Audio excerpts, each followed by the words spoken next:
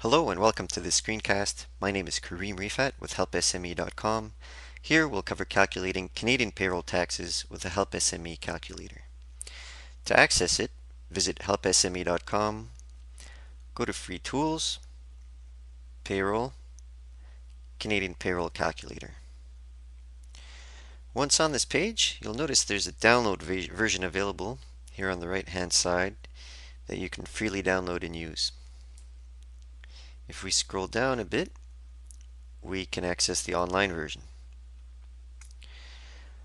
On the top, under General Information, if we want the employer name to be printed out on the report, we can enter it here. We'll just say ABC Inc. If we want the employee name on the report as well, we can enter it here.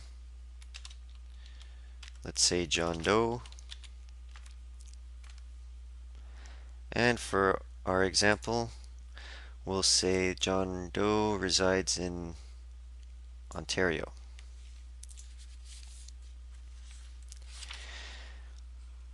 The government adjusts tax rates, claim amounts, and so on. Every 6 months, they publish new data. So under the tax table, pick the month that corresponds to the pay date. So the January 2011 selection here covers salaries from January to July 2011. So we'll leave it at January 2011. If you'd like to validate a social insurance number provided by the employee, you can do that here. Just enter it in and click Validate. And here we choose how many payroll periods used per year. In our case for this example, let's say monthly. Under total claim amount, we use the claim code for the employee. The basic claim for residents is claim code 1, so we'll leave it at that. If your employee has filled out the TD1 form and requested a different claim code, you just select it from the drop-down list. Note that the claim code corresponds to the province selected, so if you change the province, the claim code numbers here are automatically updated, so you don't have to worry about that.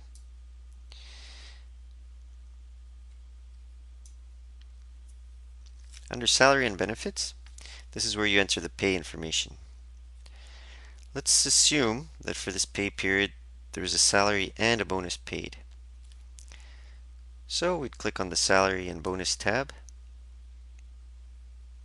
and let's enter a salary of, let's say, $3,000 for this month.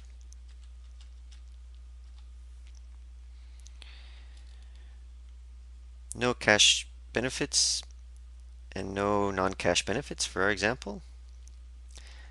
And under current bonus payable, let's say $400.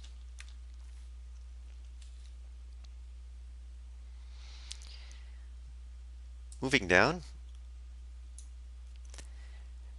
here we enter any employee deductions that might be appropriate. Let's say for our example that $80 was deducted from pay and it's for an RRSP. So we enter the $80 there. We can assume, for our example, no other employee deductions. And if there are any other taxable income deductions, we can enter them here. This will change the amount of income tax the employee will pay.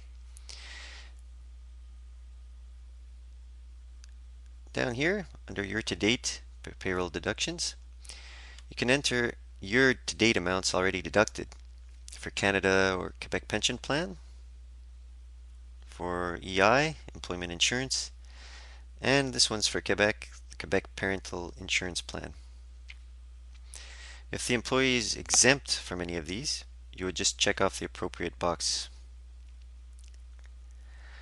And then we simply click here to view the report.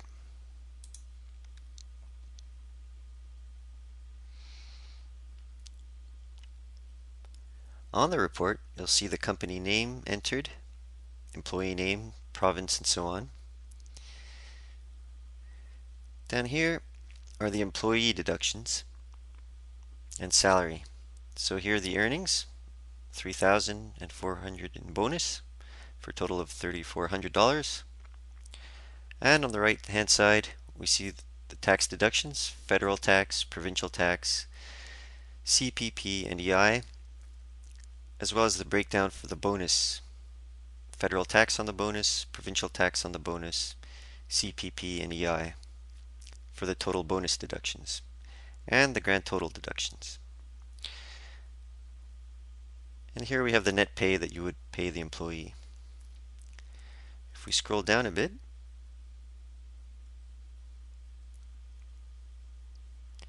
you can see the federal and provincial tax summary.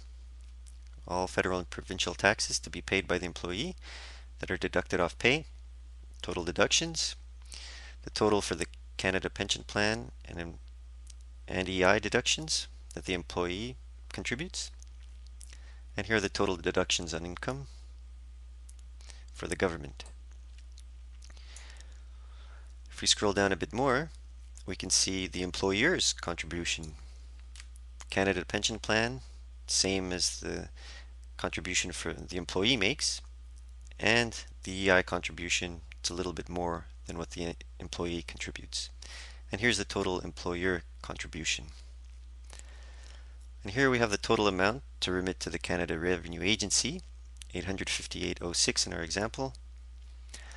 And below this, let's not forget the $80 in RRSP contributions deducted off pay has to be remitted to the appropriate entity. And here we can print the report or just close the window. This concludes our screencast. Thanks for tuning in.